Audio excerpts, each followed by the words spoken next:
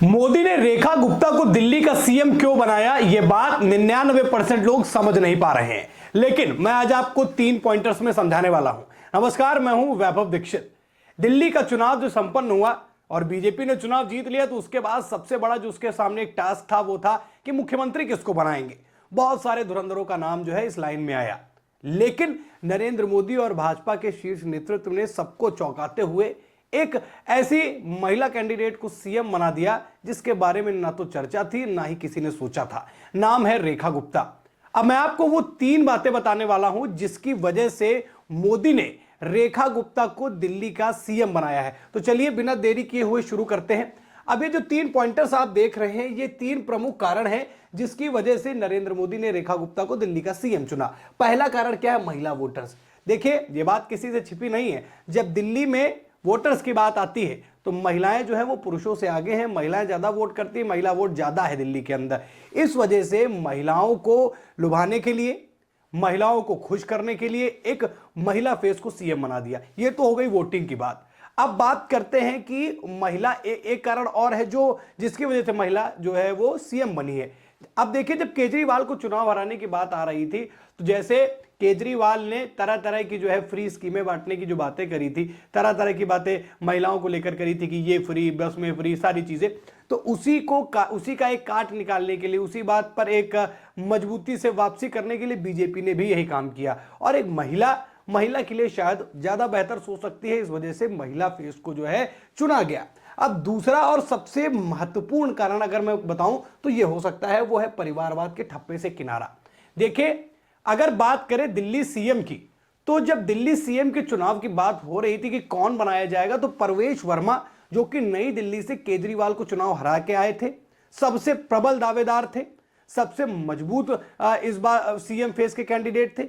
लेकिन एक चीज जो उनके साथ सबसे नेगेटिव गई वो थी परिवारवाद। अब परिवारवाद की बात आती कहां से है? दरअसल देखिए, बीजेपी की राजनीति परिवारवाद के इर्द गिर्द घूमती है। वो चाहे समाजवादी पार्टी को घेरना हो, या फिर राष्ट्रीय स्तर पर कांग्रेस को घेरना हो, या अन्य कई राज्यों में जहां पर बीजेपी बतौर विपक्ष या पक्ष है, वहां वो परिवारवाद पर लगातार हमला करती है और विपक्षियों को उसमें टारगेट करती है। अगर अब परवेश वर्मा को ही वो बना देते मुख्यमंत्री, तब तो फिर ठप्पा लग जाता परिवारवाद का। अब कैसे लग जाता वो आपको बताता हूं। अब बात करें कि आखिरकार ठप्पा परिवारवाद का लगता क्यों। दरअसल परवेश वर्मा के जो पिता थे, साहिब सिंह वर्मा, वो जो है 1996 से 1998 तक दिल्ली के मुख्यमंत्री रहे। और बीजेपी क्या करती है कि ज्यादातर ये प्रयास करती है कि सीएम के बेटे को, जो कभी सीएम रहे हो, उनको सीएम ना बनाया जाए। इसका एक एग्जांपल आप ले सकते हैं हिमाचल से। हिमाचल में क्या होता है कि प्रेम कुमार धूमल, जो कि अनुराग ठाकुर के पिता, वो सीएम रह चुके हैं। और हिमाचल प्रदेश में भी इस बात की चर्चा थी कि भाई अनुराग ठाकुर जो है सबसे प्रबल दावेदार है, उनको बना दिया जाएगा।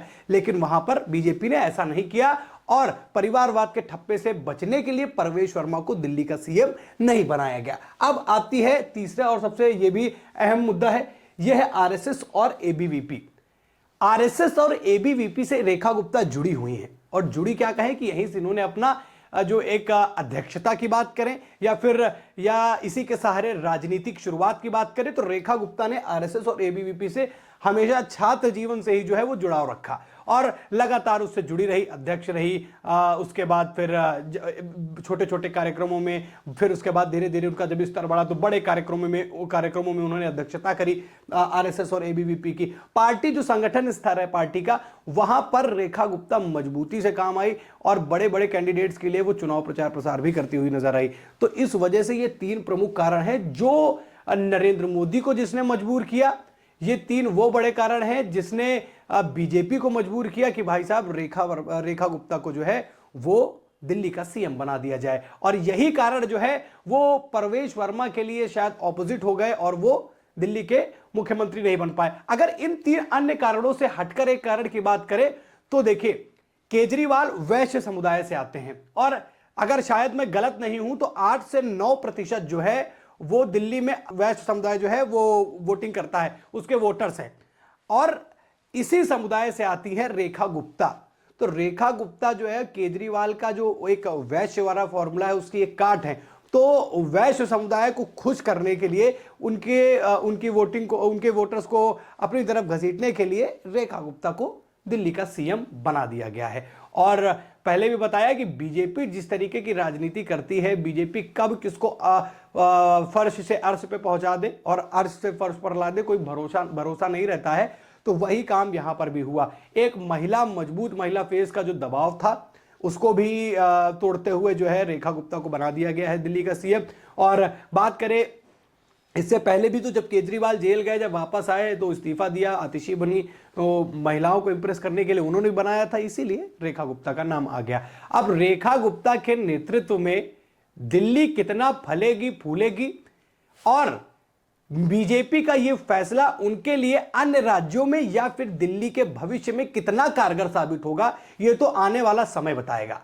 फिलहाल रेखा गुप्ता दिल्ली की नई सीएम है और यह कारण आपके सामने रहे। सवाल आपके लिए कि क्या रेखा गुप्ता दिल्ली में दमदार प्रदर्शन कर पाएंगी? क्या जिस महिला फेस को सोचकर बीजेपी ने रेखा गुप्ता को यह जिम्मेदारी सौंपी है, क्या उस पर वो कारगर साबित होंगी? आप अपनी राय हमसे कमेंट में बता सकते हैं। खबर में इतना ही। वीडियो को लाइक और शेयर करें। चैनल पर नए हैं तो चैनल को जरूर सब्सक्राइब करें। फिर मुलाकात करेंगे एक नई खबर में। इस खबर में इतना ही। धन्यवाद।